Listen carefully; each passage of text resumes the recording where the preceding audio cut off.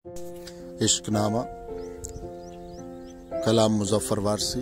हाथ आंखों पर रख लेने से खतरा नहीं जाता।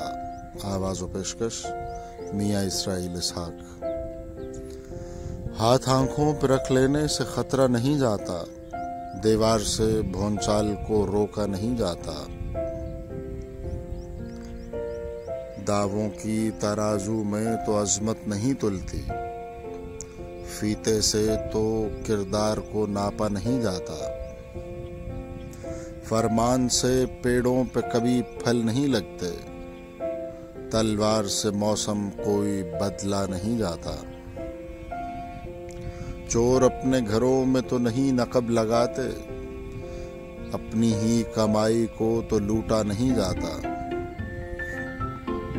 औरों के ख्यालात की लेते हैं तलाशी, और अपने गिरेबां में झांका नहीं जाता।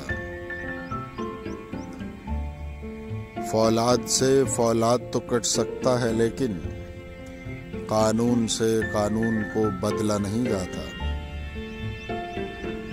जुल्मत को घटा कहने से बारिश नहीं होती, शोलों को हवाओं से तो ढांपा नहीं जाता। तूफान में हो नाव तो कुछ सब्र भी आ जाए, साहिल पे खड़े होके तो डूबा नहीं जाता। दरिया के किनारे तो पहुंच जाते हैं प्यासे, प्यासों के घरों तक कोई दरिया नहीं जाता। अल्लाह जिसे चाहे इसे मिलती है मुजफ्फर, इज्जत को दुकानों से खरीदा नहीं जाता।